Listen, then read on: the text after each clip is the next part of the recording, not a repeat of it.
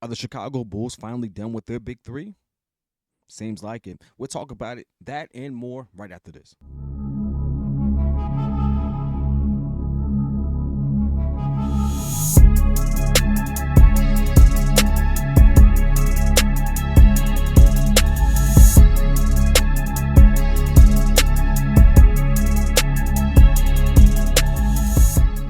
Now, listen, if you're new to the channel, please like, share, subscribe. It's your boy PK with the Windy City Breeze. We talk Chicago sports, particularly the Bulls, daily. Get in tune with us, man. You know how we rock. Let's get into the video, man. Listen, the Chicago Bulls have been in this conundrum, and I liken it a lot to what the Boston Celtics are seeing right now. In fact, this was recorded immediately after the Boston Celtics just got smoked by the Miami Heat. You can kind of see it. They just kind of quit. I think Joe has lost that locker room, and he doesn't know how to really manage that team in a crisis situation. Meaning, when the chips are down, when you need to get a bucket, how do you set your stars up to get a bucket? I don't think he knows how to do that, and that's a whole different thing. What does that mean for the Bulls? Well, the Bulls find themselves in a very similar situation. One, the personnel. I think there's too much redundancy at the shooting guard, small forward position. Zach and DeMar. Doesn't mean that they're bad players, but there's too much redundancy there, and there's too many other things moving that you're trying to develop to be screaming that you want to compete for a championship. If you look at any of the most successful teams, the teams that have won championships, and you don't get anecdotal, meaning don't sit there and look at the Warriors and look at that as a hallmark of how you're supposed to build a team.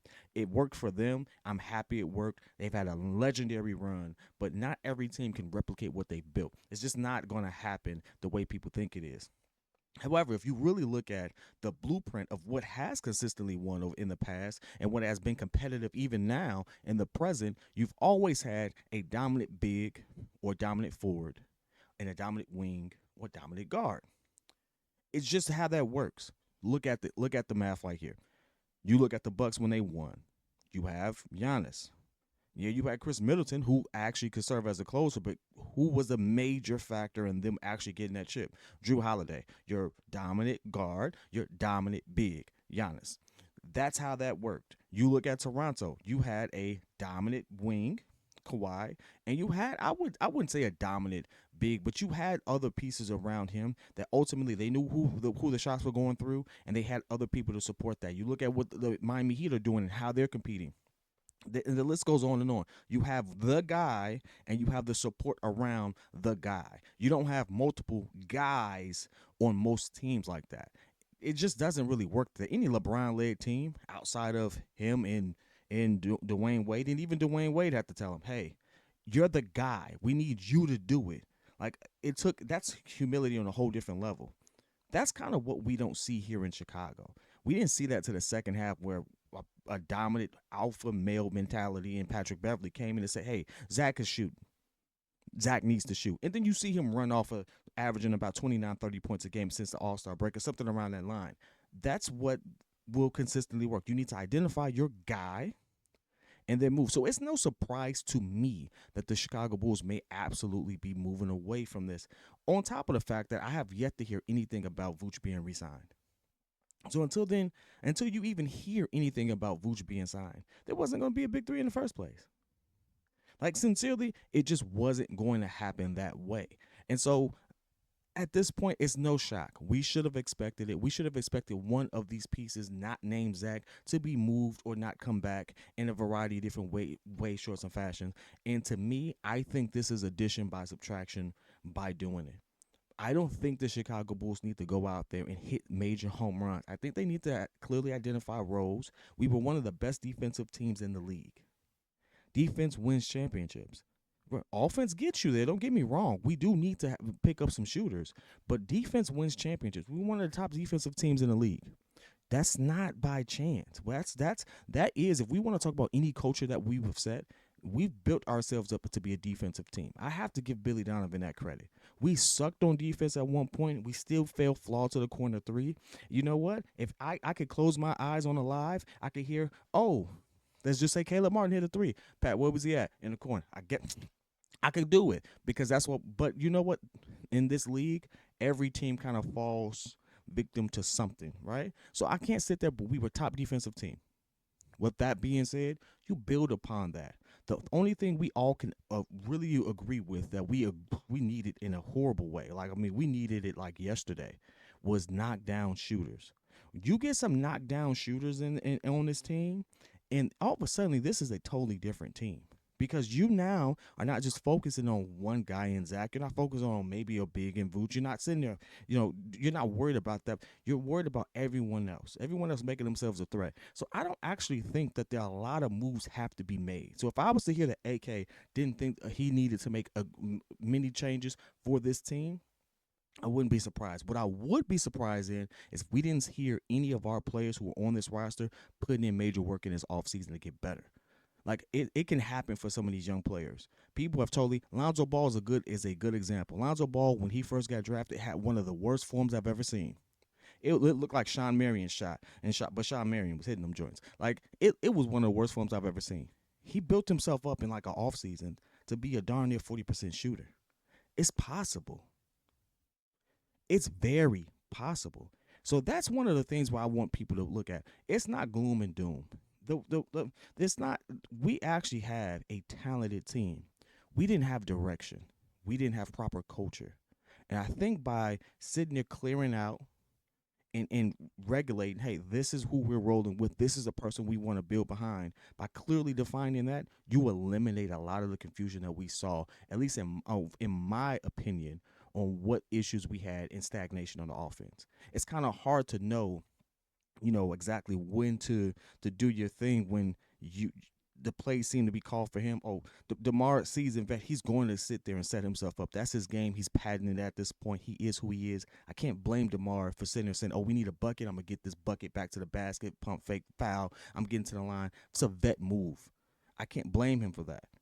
But I can sit there and say, Billy Donovan, you should have stepped in a little sooner and said, hey, this is the route we're going, and let's run fast and go through Zach. You should have done that. It didn't have to. It didn't necessarily have to be Patrick Beverly getting on the team to do that. I think Billy Donovan needed to have the balls to do it, and he didn't. So it's a couple of things there that, in my opinion, just kind of makes sense, right? If it is DeMar that moves on, again, you clear up some redundancy at that position. You allow Patrick Williams to now take more of the shots that we think he can. I have to give Patrick Williams credit. He didn't turn out to be the top 4 pick that I thought he'd be so far. But when he does get some shots and he is given the opportunity to kind of do his thing, he kind of does do his thing. Now, again, I'm still an Obi Toppin guy. I still thought Obi Toppin was the better player.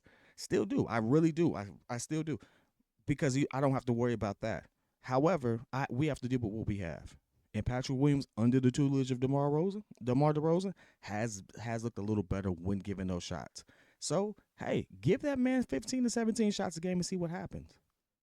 The ridiculous trade for RJ Barrett, let's give Kobe White them shots then and see what happens. Because if you look at the stats, Kobe White, I mean, he's streaky, just like RJ Barrett. But when he can put some volume shots. He puts up some decent numbers, and his defense has gotten a little bit better. It's better than RJ Barrett's. So I mean, there is some things that we can take away from this. It's not like the sky isn't falling. This could be a very good thing, depending on who else we keep. This one of those big 3 moving on could absolutely be the blessing for one of those young people on our team to step up and really step into their own. And you really have to believe, and you really have to look at what that could do, or what that belief in those young players could do. Because guess what? Every player that we see today that was a star was a young player looking for his spot, trying to figure out his game. And when they finally did and they stepped into their own, they now become the stars and who they are now. Steph Curry, before he was Chef Curry, did not look like the same player, but you saw the opportunity, you saw the potential. And guess what? You got to feed that potential. There's potential on this team. We don't have to go out and do this magic. There's potential on this team. The question is, do we have the right coach? And is AK going to make sure that we have the right culture from top to bottom to get it done? I'm really pressing on culture.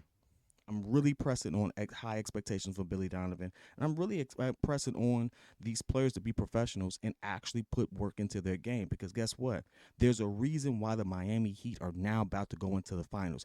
I know that's a little premature, but it's 3-0, and no team has ever come back from a 3-0. If Boston Celtics do it, great. Good on them.